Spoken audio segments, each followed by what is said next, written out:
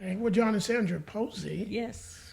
and we've been engaged and married for what 45 years now. Yes, almost 46 Yeah, wonderful that's right. December the years. 22nd.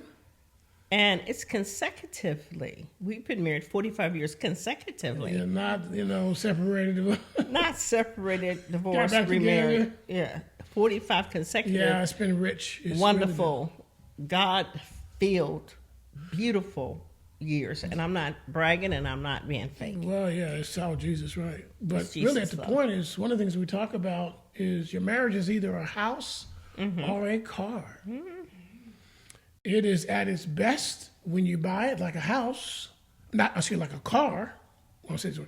It is at its best when you buy it like a car and loses value as you drive it off. And over time, Got to replace it. yeah, because it's too old. Oh, that's terrible. And A it's lot not of people useful. are doing that. Oh, my God. And it has no value. It has no value. So you get rid of it, right? Yeah. But Sandra, what about a house? What's the difference? Well, a house is an investment. Yes. When you have a house, you own this. You take ownership of it. You don't rent it. No, we're not renting because renters are Temporary. They're not responsible. They don't have responsibility of the overall care of the home. So a house is an investment. And so when you have a house, it's after so many years. I didn't realize when we bought our new house. I began to realize about 15 years later, we need to paint the outside. We need to paint the inside. So you invest in your property. You invest in your home. So it's at its lowest when you buy it, It is. That's true. right? And then starts increasing. Increase the value. So today our house is twice as much in Yes, value than it was absolutely. when we bought it 24 years ago. I was thinking today, it's time for Sandra to get the paint out and start painting the walls again. Oh no. And it's time to get some. She likes We're gonna lots of put some colors. paneling up. We're gonna put some bricks up. Oh, I was just in a world of investing in this house. And we just had the house painted About five years. No, it wasn't that 4 long, years. baby, just 2 years. But someone selected a very light paint, so you have to. It's another conversation. Yeah, that's another conversation. So, so the point is now this house has equity Yes. then between what you owe and the market value. Mm-hmm. The thing that's interesting about a house is the neighborhood helps to determine the value. Oh my gosh. Yes. Right. And the neighborhood around. Yeah, people don't care about their homes or property, and then the overall value of the house will go down because they do comparisons, comps they Yes. call it, Absolutely. right? So in our particular neighborhood, it's 23 years old, and we've had to replace the roof, paint the outside, Yeah. do the interior, just overhaul in different areas, right? Repair certain things. Repair the laundry. You had not the laundry, but the And landscaping. the water cooler was Oh yes. a water heater. Yeah, we had to replace Just the different water heater. things. We've had to replace. We redid the whole kitchen. You have to invest. Otherwise, you're going to live in a shack. It's going to be worn down. It can become condemned, even though it's a house. Yeah. So your neighborhood can become condemned either. So it's a big picture. Sometimes infestation can get in the house. Yeah. Sometimes Ants, rats rodents, can and get in things your like house.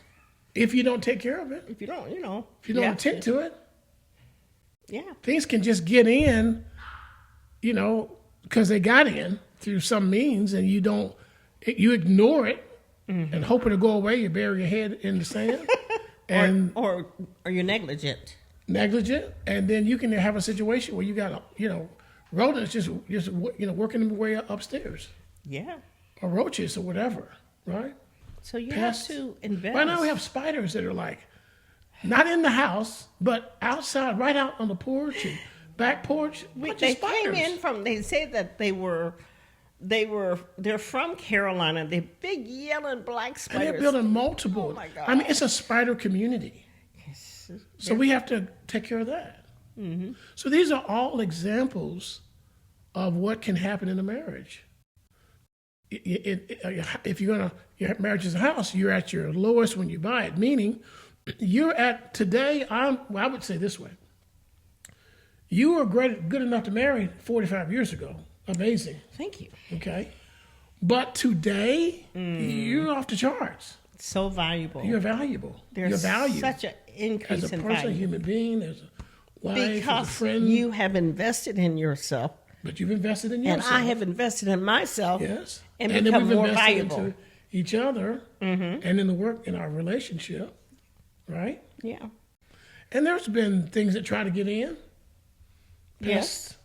Family stuff. You know, one of the things that was interesting is we have quite a bit of story in your folks told you if you marry that preacher, we're done I with you. have 5 sisters, 4 sisters, 1 brother. And I was so excited. I found the love of my life. This is the love of my life, people. A very kind man that you loved me so much. I've really never experienced love. I grew up with my father abandoned the family, so we were in a very bougie neighborhood, and my mother had like 6, 7 kids, and she was poor. And they frowned upon us, so it was always They all called you rejection. all, you know, Oh, you guys are just going to get pregnant when you're 16. you're a bunch know. of whores and things like that. Yeah, I'm like, oh my God, how do you tell that My to an kids tell me 11-year-old? not to say that, but you know. Anyway, That's what it they is. said. It's true. So anyway, you know, it was just a very rough childhood. Yeah. And so I was so excited. He's a minister, a good quality person, people. So I told my sisters, hey, here's John. He's a minister. He's a great person. And they all got quiet. And my one sister came back and said, hey, you marry that man, we're never The going to have preacher. anything. Marry that preacher, we're never going to have anything to do with you ever again. I laughed because that's ridiculous. Surely they're not serious. 45 years later and going, we are still serious. And I cried a lot over the years, but She did. She would because we moved from Cincinnati, our hometown, to Tulsa, and it was back then 55 miles an hour, so it was a 17-hour trip. yeah, that was a long trip. My poor wife would go to Cincinnati. She would cry all the way back 17 hours. It was very I'm difficult. like, you know what? I don't think we're going to go back there. And we did not Yeah. for a very long, long time. So my life was a little different in that, you know, I was a single parent, come from a single parent home, but Mama took good care of us, worked 16 hours a day, bought a 3-story house, lived in a nice neighborhood. We came out of the projects, and we've all done extremely well in life. But I was born again at 15. Mom was very protective of me because I was 6 of 6. She didn't see me growing up, so she really kind of wanted to really build with me and watch over me. And I received Christ at 15. I wasn't involved in any other relationships or anything like that. So she had plans, of course, for the right, qualified woman. You were the baby boy, Yeah. perfect in her eyes. Yeah. You did no wrong. Yeah, I mean, I you're didn't like do drugs David. and have sex, didn't Yeah. drink, and that. I mean, He would just go Jesus. up to the attic and just worship the Lord. I disappeared for a week, 2 weeks, just in God, you know. That's wonderful. And I started praying for a wife at 17. Sandra, you were in a different place in your life. Mm-hmm. And what happened? So for me, I was a nurse, and I worked in surgery. I was very independent, and I really was alone, alienated from my family anyway. And so I had my apartment. It was furnished, had a brand new car. I already had a little daughter, and I was just all that and a bag of chips.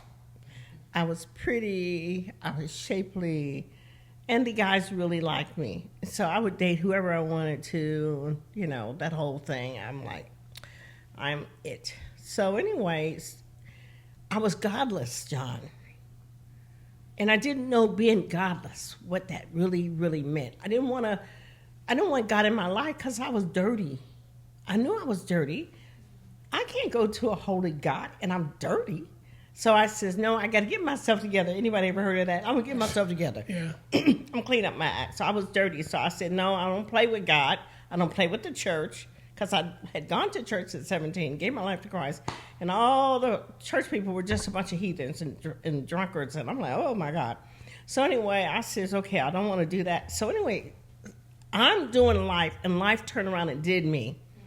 I started becoming oppressed. I started becoming depressed, and I grew up. My sisters played with a Ouija board. My mother brought a Ouija board home from her friend because when the kids were playing with the Ouija board, there's this demon that came forth, and the demon told them, if you come into this room, I'm going to kill all of you. I'm thinking, why bring the Ouija board to us? Anyway, so they're playing with the Ouija board. My mom already said, throw it in the garbage. Anyway, we had demons manifested in our house. So I grew up demons making noises and all. It was just really scary. So now the demons are showing up at the house, in my apartment. I'm like, okay, this is not good. I am powerless. And so I was very fearful, very scared. Yeah. And my hair was falling out. I was on the brink of a nervous breakdown. But at work, there was no one. There were Christians, but there was no one that communicated or reached out. I was mad about that for a long time, John. Because if you say you love Jesus, give me an indication. Yeah. Reach out. Trust your feelings. Let me see Jesus. Yeah. So anyway, I did not. They did not. So anyway, so I watched the movie, The 10 Commandments. Yeah, I remember that. I was so moved. I wanted to know more about the 10 Commandments. I went to work, and there was this lady there. She was tall, black lady. She walked with a limp. She was a nurse in recovery ICU, and we had surgery. She had the biggest smile on her face, and she had a Bible and an orange, and she would limp in, and she would look at me, the biggest smile, and the peace of God would come on me. And I would think, why are you smiling? What do you have? I don't have what you have. What do you have? So anyway, she came in twice a week, and I waited for her. So I had questions. So long story short, I started asking her a question about the Bible, about the 10 Commandments. I asked Christians in surgery, do you know where I can find the information about the 10 Commandments? Nobody knew. I'm like, what kind of Christians are these? But anyway, whatever. I'm like, whoa. So anyway, I started asking her different questions, and I was just trying to find out, how do I get this peace, this smile? I want this smile. I want this happiness. So she would, what happened was she decided she wanted me to come to church and hear her baby boy preach. And I was like, oh, that's never going to happen. I'm never going to go back to church with these people. These people are just full of the devil. I mean, that's how I felt. I said, now how do I... She would give you answers, though, right? She would tell me, she said, well, baby, I asked her a question. Well, baby, bat her eyes up. Let me think about it.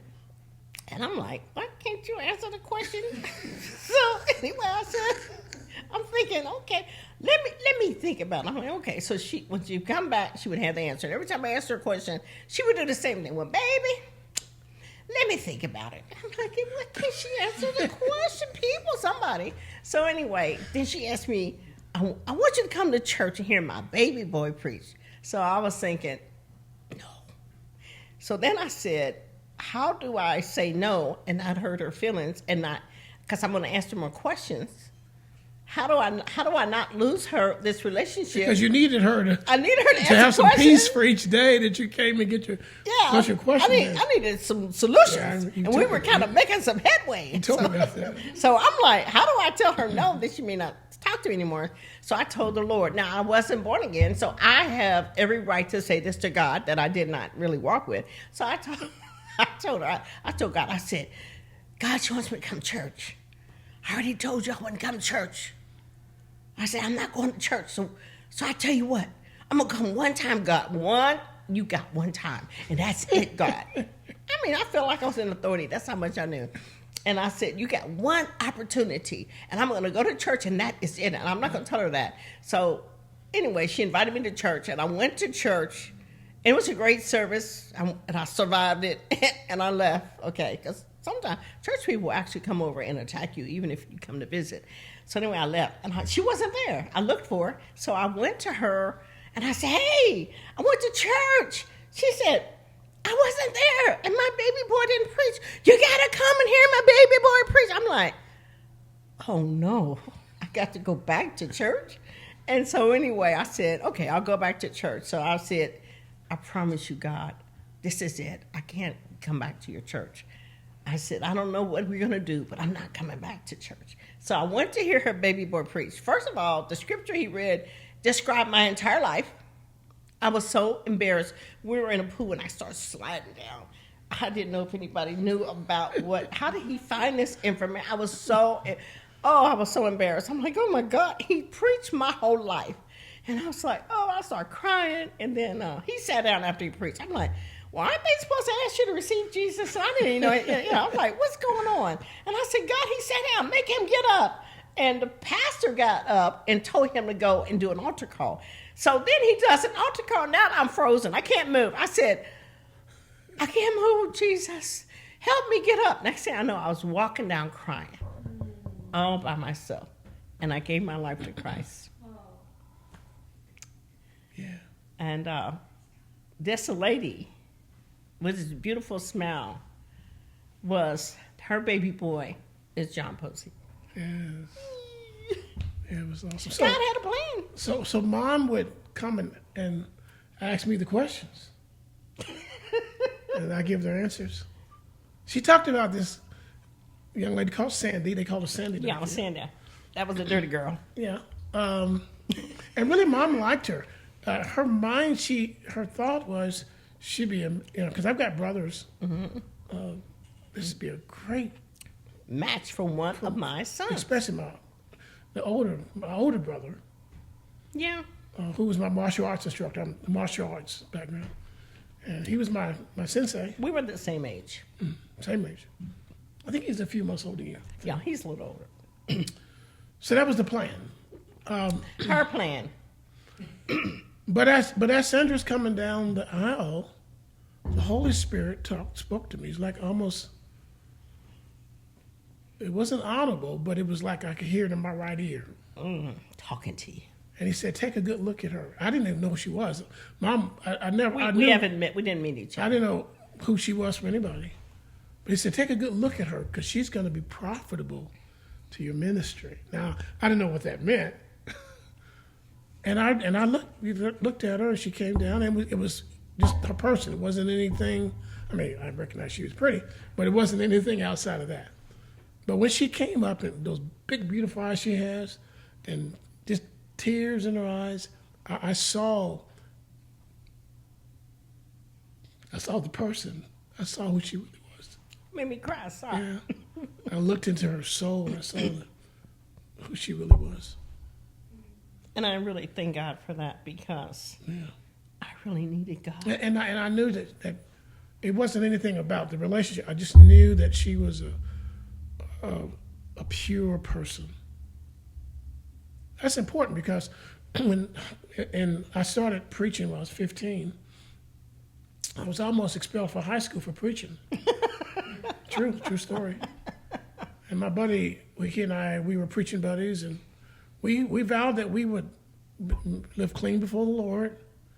And if we dated anybody, we would talk about the issue of sex and those kinds of things. And they needed to be godly people. So it was not a lot to choose from. Not a teenager. They're not trying to do that. Yeah, and nobody in my church were teenagers. They weren't serving Jesus. None of them. No, the church so his name has was a Mark. lot of just people that just show up. Yeah, so his name was Mark, and we still buddies today. He's going to come to the prayer breakfast right now. But Mark, he came to me one day. He says, Johnny, let's call me Johnny back then. Johnny, I had this dream because he really liked this one girl. She's really pretty. And he was starting to date her. He says, Johnny, I had this dream, so-and-so. Yeah. I kissed her, and when I opened my eyes, it was the devil. Oh. And he goes, well, what do you think it means? I'm like, what do you think it means? Run for your life. Which he did. And then he married Kay, which he's been married 45 years too, later on. So this thing about God, I would always ask the Lord to show me the true nature of people. Mm-hmm. I don't know, I just knew to pray that, and he would show me. So that's why I passed up. I had one girl that I really liked her. I'm not mention her name. No, I won't mention her. But she came and told me, she says, you're too holy. Oh, I know her. And so we can't keep going. She was actually the young lady that his family wanted him to marry. Exactly, but she was pretty dirty, actually. So back to my point. So I'm looking. This is a pure heart, and that's what I knew. So after that, the pastor asked me to, which is very unusual, because I was in a Methodist church where they had class. It was a class leader, like small groups. So I was a class leader. He appointed Sandra to my class. And this is before he knew anything. Yeah. This had no connection to my mom or nothing. And my job was to help her grow spiritually. I needed every bit of it, except for, of course, after a while, somebody. Okay. So what happened? I wasn't used to people really serving Jesus. And I needed Jesus so bad. She said, well, when we're going to have a Bible study? I'm like, I called him up. I said, okay, what do you want me to do? I'm like, I got my Bible. What do I read? So I just threw something out. I said, read the book of John. Just read John chapter 1. Chapter 1. And I didn't think she was going to, because I had talked to a lot of people at my church, and none of those people wanted to do anything for God. So I kind of expected that. And she read, I read it, but what's next? I'm like, well, I'm all right, I read that. Something. What else? So we started studying the Word together. Again, nothing, just, and again, she was, at the time, you were 28, 29, and I was like 18 and a half. So, I wasn't 28. thinking. I was 28. Yeah, so I wasn't thinking anything about a relationship, at all. That's not what I was thinking. And so we just started spending time together, going through the Word, and then I would go out and preach. Like, I would do crazy stuff. I would go to basketball courts and bleed for the ball to come over to me and give us the ball. Will I get done preaching? I preach the Word, So I'm saying, I'm going to go do some evangelism. I'm going with you. I'm like, okay. So we went down to, remember, Forest Park. Yeah. I said, watch, the ball's going to come over to me. And it come over to me. I grabbed the ball, pick it up. Give us the ball. I started preaching Jesus. And then I gave the ball back to him. Well, you told me I'm not going to say anything when you first came with me. Exactly. And so I turned around, and you step up and start preaching. Oh, Lord, the Spirit of God came on me.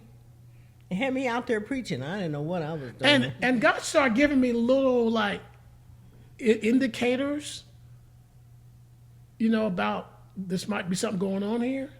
Because it wasn't, I'm telling you, I was not thinking about anything about a relationship with you. No. But I said, that's interesting. But it was funny. Your family, they were really concerned that we were going to be in a relationship. I needed Jesus Christ. Yeah. I needed God. I needed deliverance. I needed help. I didn't need a man, a boyfriend. But when you stepped up to preach, I'm like, that's interesting. Okay. I just kind of noted that, And things progress, and then I start feeling a little funny, because now I'm starting to have these feelings. You were having some, remember that? You couldn't go to sleep? I remember it. I was in the bed Saturday, and I was thinking about you, and I'm like, why am I thinking about him? This is awful. I'm like, the devil's a liar. He's a preacher, number one. He's a real preacher, number one. Number two. I served a God of relationship for almost 10 years. Seeking a relationship. I did any and everything I possibly could to get a marriage, to get a relationship. All my friends were married. They, they had families, and I was trying to get that. So now I'm having these. I'm thinking about John. I'm like, oh no, you're not going to get me this time. We're not doing this. So you called? What did I call you? The phone rang. Yeah, because my family left and I was home alone. And I had already decided before you called me, I said, okay, so the next time I talk to him, I'm going to have to tell him we're not going to talk. I'm just not going to talk to him anymore. But nothing had been going on. I know. But anyway, I did call you, and then you said... what are you doing? And I said, and you said your ears must have been ringing. Remember you said that? I was thinking about you. And then I put the phone, I said, yes. Oh, Lord. I was mad. God set me up. I'm like, okay, Lord, look like you're doing something. I said, but I don't know about this. So I was really like, I don't. So I went to talk to my older sister. I'm like, her name is Sheila. I says, I'm starting to have these feelings for Sandy, and I'm not sure. she's kind of old. Yeah, I was old. And she says, Johnny, you're gonna need an older woman because you're very old yourself. He's very old. And she said, and the women, the young women that you be, they won't be able to go through what you're gonna have to go through. Wise. They'll counsel. leave you. So you need to have a woman that's already established, already had some things in life, has some experience. That's true. That's what you're gonna need. I needed permission. Oh, That's what I needed. well, I'm glad you got permission. Okay. So then we're hanging out, having great. And she says, "By the way, brother, I'm noticing you're doing a lot of stuff you've never done before." Yes. With Because all he did was preach. and I'm still like this. It's about the mission. That's it. He preached. I'm like, you know what? I don't You do need to have a anything life. else. But I mean, we were going skating, ice skating, roller skating, going on picnics, All kind of just stuff. having all kind of stuff, just fun stuff on slides. I mean, I wasn't used to. I'm a soldier. I wasn't used to doing anything other than just Jesus and Him crucified. That's it. So I started enjoying life. That's what Sandra brings to me. Yeah. What am I crying for? It's been beautiful. It's always a beautiful journey. That's what you bring. Handpicked by God. Enjoy my life. Serve Jesus, yes, but gotta have some balance, Cook you some good food. Oh boy, boy. So anyway, we're having this. It's summer. It's springtime. It's springtime. Yeah. You're thinking, and so we're having. We're at White Castles. Remember that? We were at White Castles. I don't know if anybody knows about White Castle. It's a classic. Belly bombers. It's Bach a burgers. classic, We love White Castles. age-old, nasty. I mean, no, it's a not burger place. It's cheap, or it used to be cheap. And if you love it, or you're So sick. we were there, and so we started talking about what we were looking for in a mate. In a mate. It's time for us to find us a mate. That's what we said. And again, honestly, we weren't. Now this, even though I had those initial thoughts, and I'm not sure the timeline of those other, but I know at this point we weren't really. No, we weren't interested in that. We were trying to. And so we started describing the person. Yeah. And then We realized we were describing each other. It was so embarrassing. We're sitting there, we're like, so we Oh, looked it's and time we to go. realized we look at the same time at each other, realize that I'm describing you, you're describing me. yeah. So we were Time to so get out of here. embarrassed. I was so embarrassed. And we just ate our food real quick and got got out. out of there. So it really was God's plan. It's God. It's always wonderful when you follow God's plan. Yeah. So my life journey was without God. I followed my plan. Yeah. And so I found out my plan had a bunch of holes in it. Yeah. And it led me to almost devastation. Yeah. And that's when God saw that. And I was so thankful that I was able to, he sent me help. And the traits that I described, he said, I have somebody like that in the raw talent, but you'll have to develop some of the things that you say. And that's really that's what discipling. And you have discipled me. You were really my first real disciple. Yeah, really, you have for real. discipled me my Yeah. entire life. Yeah. Pushed me to do things I Yeah. don't want to do, don't think I can do, scared to do, not bold enough to do, not confident, but I'm a soldier now. All the things that I do extremely well is because you're my test. I mean, because honestly, I hadn't really started really studying and discipling, Mm-hmm. teaching until I started teaching you. I love it. And Thank you. I mean, received it. that's how it worked. So, Well, thank you for discipling me. You did a good job. well, you are profitable to me. So that's an important story. Now, spin forward. Okay, I probably jumped the gun a little bit, asking to marry you. Okay. Somewhat. Especially the time I wanted to get married in 30 days because I figured I could hold out. You asked me to marry you. You asked me to be your girlfriend. Well, that's the whole nother. That's the step after that. But All the right. step before that. Yeah, because I actually be my girlfriend after I talked to Sheila. And I didn't want to tell him no. Yeah, you didn't. I didn't want a boyfriend. I didn't want a relationship. I already got delivered from that. So I'm trying to figure out how do I say no and still keep this friendship and this discipleship because I need it.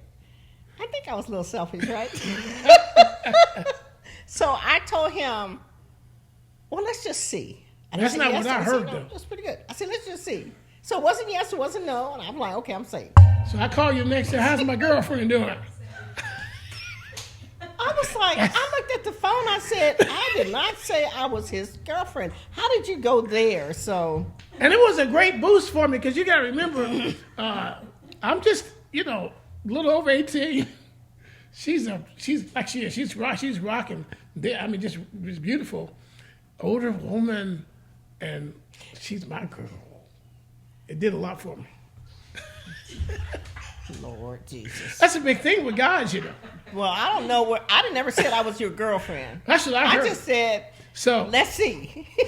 so spin forward. I asked her to marry me. She says yes. And this was maybe a couple weeks This is later. on the phone. I did another thing later, but I'm on the phone and I actually married me, and you said yes. And the reason why I said yes, once again,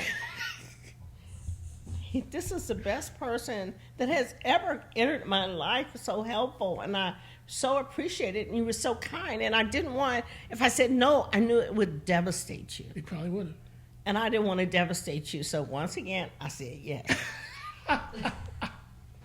Had a lot of courage, right? So this thing that people say around, they kind of go around and say, you can't tell John no, it's true. They always say that, and that was the entire beginning of our relationship. He would ask She didn't me want to something, tell me I could say no. I would say no. I didn't know that. Yeah. But so of course, I said, let's get married in 30 days because I'm thinking I can hold out in 30 I'm days. like, 30 days? I said, okay. That was a pretty, Thank God your mom's because we had the sex conversation, of course, We're none not of that. doing that. in all forms too, none of that. Right. We had this one time where we got a little bit, this kissing and grinding a little bit of stuff, and we Shame on us. were so messed up from that. Yeah, because that's not what we want to do. So we did like a don't touch me fast. And I mean, we were in the car. Remember we were in the car one time, and our hand accidentally touched each other. We screamed, get away from me. So I told my mother. We're getting married in 4 weeks. My mother said, she must be pregnant. That girl, I'm like, how was Mom. she thinking of you? How dare her? Now, my mother was amazing, so She is you don't amazing. kiss her, but she was an amazing was. woman. And from her perspective, I mean, think about it. I mean, baby boy, serving Jesus, Older woman. no relationship, nothing before. You were so perfect. I mean, Out of our children, the and you got perfect son. a child. For 3-year-old. You're older. Have an established life. You're not fit. I was meant for your oldest brother. No, that's her thought. He was trying to make it come. She said she's lived like a married woman. She's this, she's that. You must be having sex, Mom. I'm serving Jesus. I'm not having sex. No. Okay. It's because this is what God wants. Of course, God didn't want the 30-day thing. That was me. We're not even out of college yet. So, Thank God she spoke up. yeah, but it was wisdom though. Yeah. So we got married a year and a half later, which is the right thing to do. But Mom really tried her best. She figured that if it was a year and a half, she could talk me out of it. And she tried. I mean, bless her heart. The man From I her called. point of view, I get it. it makes sense. It really was okay. She did. That's what a mother should do. And she says we're finally at a point where and Mom, bless her heart, because I was gonna leave. It got kind of bad because Mom was telling my family members, and then they didn't like She was Sandra. stressed out. I grew up in this church where I was kind of the golden boy preacher. All the church members didn't like her, so she suffered rejection anyway. So that was really hard. And then she lost her friend because Mom was a friend. Well, I learned about church people. And I told her, Mom, this is important though. I told Mom, I said, Mom, you're really doing a lot of stuff here. She's doing her best. And I was very obedient to my mom, so she was really like, who is this person? Oh yeah, the He's transformation. always done what but they didn't Yeah. realize I was growing. He was with God. You were with God. Yeah, really, for real. Man. He was. John's always been with God, and he was not with his brothers and sisters unless he was doing karate on the weekend or going to church. So Here's a young man that grew up into a godly, matured man. They did not know who you were. And so they were like... So they thought Sandra was, having sex with me. I lost my mind. They thought I was controlling you. And it was, it was tough. You were your own man. I'm Yeah. like... So Mama said, Mom, I love you. But the Bible, I remember we stood in the living room. I said, Mom, the Bible says, leave your mother and father and cleave to your wife. I am leaving you. Bye, Mommy. I'm sorry. And if you don't, this is of God, I'm going to follow him. And if you don't comply, you're going to lose your son. Because I promise you, I will leave you and cleave to my wife. And she looked at me, and bless her heart, she never really did it. It took her about 25 years to say that Sandra was a good wife. Because God would say, Mom, she's a great wife. She's a great wife because you're a good man. I'm like, Mom. And I got a lovely mother. I'm getting ready. She was. And she would come down. But it was just hard. She didn't see it through. She would try to turn my adult children against me. It was crazy. They would say, Grandma. Yeah. They would rebuke her. Grandma, you can't act like that. She said she's too old. She's going to look older than you. All right, look at her. she all these different things, but God preserved Sandra for I've us. always looked very young. She always looked very young. When you see her picture, she looked like, when as an 18-year-old, it looked like he was like 12 or 13. Yeah, I'm dead. But the point is, that was tough on both of us. Yeah. It was tough. Because she was my friend. But see what we call the God circle, which is God, John, and Sandra. That's it. Okay? Next, another circle, our children. That's it. And they try to get into So we don't even love our children. And we love our kids. This is something that's important to say. We love our children, but we're not connected to each other through our children. We're connected to each other. And then we bring our children into this. So when we've been having a days for decades.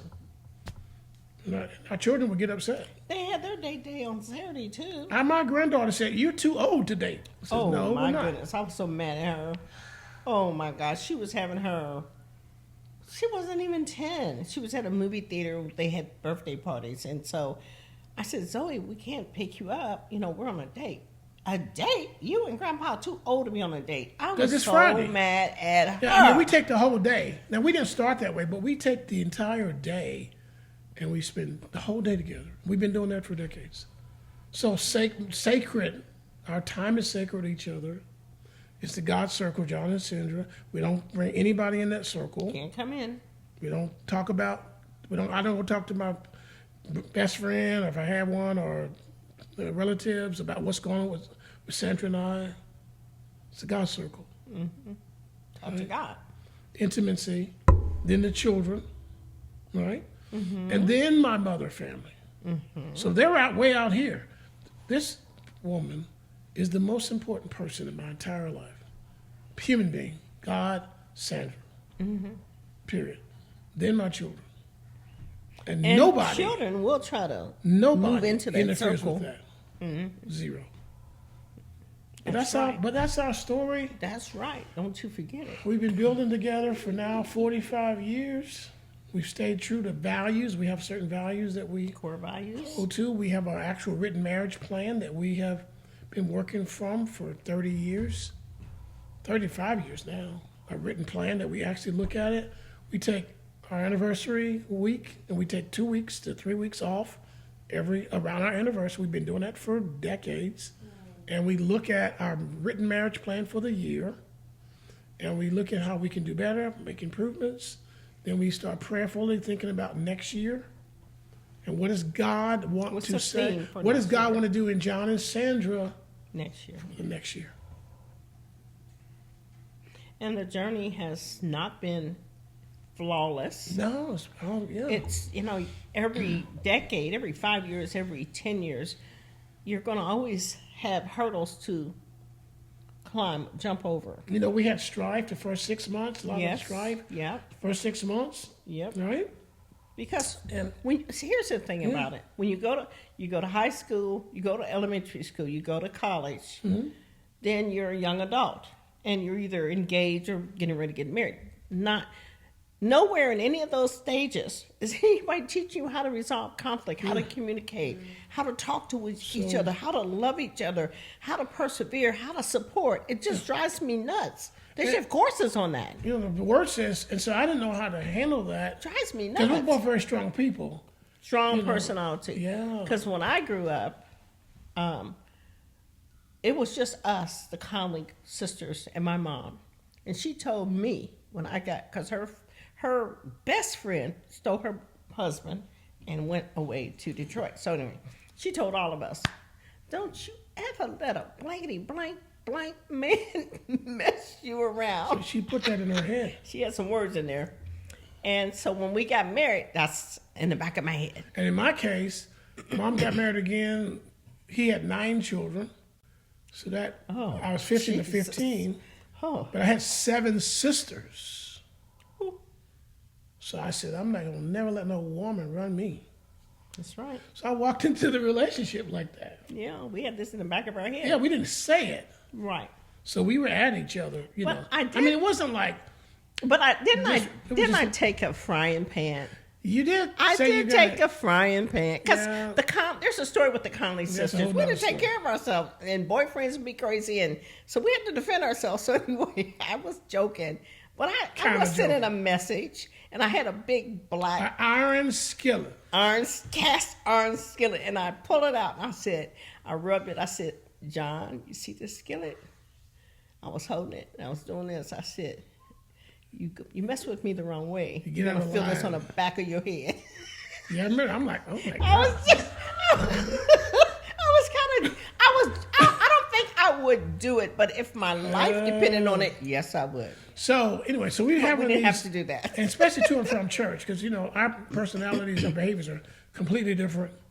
Sandra's very spontaneous, which is wonderful. That's what I need. I'm very, you know, that's how I like to do it every time. That's how we need it.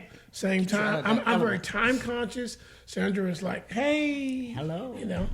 So that can be a little bit of a challenge, you know. Trying to get to church. On the way over here, tell him what you said on the way over here. He said, now, honey, I already knew what he was going to say. So I called her.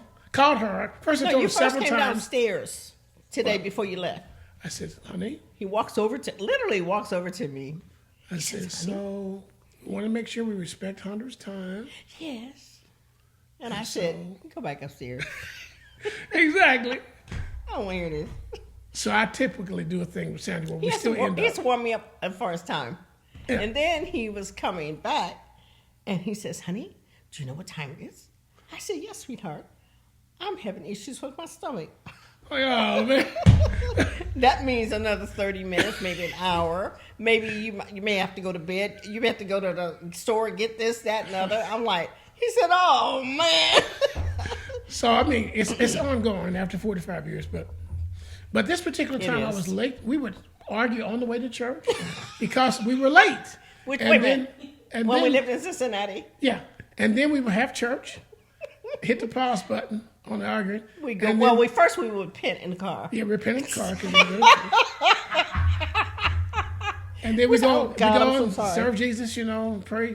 Have a good service. And we get back in the car, hit the resume button. Bam! So I was really mad because I was associate minister there, and I came to church late, and the pastor called. Basically, the pastor didn't have me do anything that whole week, that whole service. And he says, by the way, Reverend Posey was late today. In front of the whole church. And so that's why he did not participate in the service. I'm like, oh my God. They already don't like me. Why would you sit there? I'm going to get her. They're going to tear me. So anyway, we're having these arguments. And so, of course, I'm only 20 because I got married when I was 20.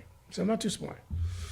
No. So I figured out. We were in Tulsa. No, I was 20. No, baby. This was before. Oh, okay. Yeah, I was 20. And remember the facts now. We'll see what you're saying. I'll tell you if you're correct. So I said, in my mind, I said, here's the problem. See how you read the Bible doesn't mean That's how the Bible reads. I read the Bible. How I read the Bible was a woman was to be obedient to a man. Submit. No. Obedient. That's Oh. not what the Bible says. Okay. It To doesn't one say, another. It says children obey. Doesn't have wives obey. It doesn't say it. But that's how I read it. So I came to you that day with a very huge Bible in my hand. Because I figured what the problem was. I said, woman, which is how I started the conversation, the Bible says that you need to obey me. And we would have all these problems. You did. What'd you do? First of all, And really, I thought she was going to, because I saw Coming to America, so I thought she'd go say, whatever you like, Because, I discipled her. I'm more spiritual. Of course she's going to obey. and where was this? This is at the house. Which house? Where? In our apartment. Okay. Yeah, remember, because that's next part of the story says in our apartment. Don't try to challenge me here. I am challenging you. Okay, but anyway. We'll have to So- check this later. So what happened? So he came over to me, and I remember With the Bible in hand. in the back of my mind, my mama said, "Don't let no blanky man mess you around." Now I'm looking at a blanky man. And I'm like, okay, it's getting ready to go. We get ready to go. It's going down. And I said, so I'm sitting up here thinking, okay, he's got this Bible. I said, I need to be respectful to the Lord and to the Word. So how do I address this? Yeah, so right. I took the Bible out of No, his you hand. snatched the Bible out. Oh, of me. did I? So I allegedly snatched the Bible out of his And head. then you proceeded to do what? And I hit him on top of the Hit him head. in the head with Here's the what Bible. I'm thinking. You and your This is what I'm Bible. thinking about, you and your Bible. So I'm like, wow. And I was going to get the skillet. I said, because that's not how I saw that coming. I didn't see that coming. Well, now I'm feeling I have to protect So myself. I realized I don't have a clue. Okay? Because I thought this was going to work.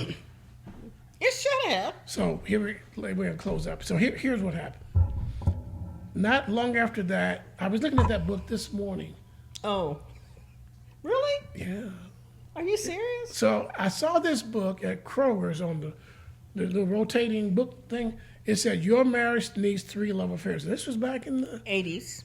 late 70s, early 80s, where they were really popularizing what they call swingers. So I thought, what are these people doing? They still I'm a have preacher. swingers. I said, it'd be good content, good information. Imagine that. See what people are thinking. So I assumed it was a book about just, riotous living. Okay. So I picked up the book, and it was a Christian book. And it said, you need a love affair with Jesus, husband. You need a love affair with Jesus, wife. And then you all need to invite Jesus into your marriage. Because you're having problems because he's not in your marriage. I'm like, wow, that's awesome. So I start reading it. But now I'm smart this time. So on the kitchen table in Cincinnati, I put the book there on the table. And then you came in from work because you were still working. And you had the book on the table. And then what did you say? You said, hey, honey, I have No, I didn't say anything. You didn't say that? No, I just left the book on the table. Okay. So anyway, I looked at the book, and I said, your marriage needs 3 love affairs. Is that what it is? Yeah, you said, yeah. And I looked at that, and I'm thinking, You kind of head bent went back like that. hold on now. I said, wait a minute. What do you mean we need 3 love affairs? And I looked at him, I looked at you, and I said, I don't want to have a relationship with anybody else. An affair? I don't want to What have are you? an affair. What are you talking I about? don't want to sleep with anybody. I'm not going to sleep with nobody else. Oh, I'm looking at So what she is thought we were trying to happening spice here? the marriage up, Yeah. So now I'm freaking out. He So I wants me said, to sleep with no, that's somebody. not what it means. No. So I calmed you down. Yeah, I was like, 'Cause you were getting pretty upset. Yeah, I'm like, wait a minute here. And then, but this is the beginning of really, this is where this has all come. This is beginning, we grew together. We started reading that together, and we grew. So we grew out of strife. We did. And you grow out of those things. How do you overcome? You grow out of them. You do. But if you're not growing, Right. so we made it a point that anytime I read something, you read it. Anytime you see something, like earlier this year, you said, I think the Lord's calling me to fast for Yes. 40 days because of, I just sense God's doing some things. Yes. So I said, well, I'm fasting too. Yeah, and I was And you thinking- said, wait a minute. Why are you fasting? Don't you got to pray about it? I'm like, no. What are you praying about it for? That's what you're doing. That's what I'm going to do. We're together. So it's just, when I went to ministry school, you told me you weren't going to go. I had no I'm intention. like, yes, you are. I'm going to Bible school. I'm not a preacher. What? And I'm like, But we together. You're the preacher. So it's just, we've always done things like that. Yeah. And that's really our secret sauce. The growth. Grow. You got to grow. You got to become bigger than your obstacles and your issues and immaturities. You have to grow. You got to put the word inside of you. You got to get resources so you can become bigger than all these issues. But that you've been the people joy of my have. life because you wanted to grow. Yes. And that's because I'm such a growth person. That's my whole mission in life is impacting one who impacts many. Yes. Part of my story is my biological father tried to sabotage my mother's progress in life when he got out of prison. Because I she had saw- how many children had She had five kids in the project, Cincinnati. before you? And she was wanting to change her life. And she went to school in nursing. He gets out of prison. They're intimate. He shows her a cut condom to get her pregnant on purpose to sabotage her progress. That's how I was born. You were supposed So to I be was born to an stop accident. growth. Yes. My purpose in life is to help people grow. Isn't that awesome? So that's what I do. And to have a person with me that wants to grow like me is unbelievable. And that's how you are. Absolutely. So that's our And story. it's been a wonderful growth journey. Yeah. I love you. And we are sticking to it.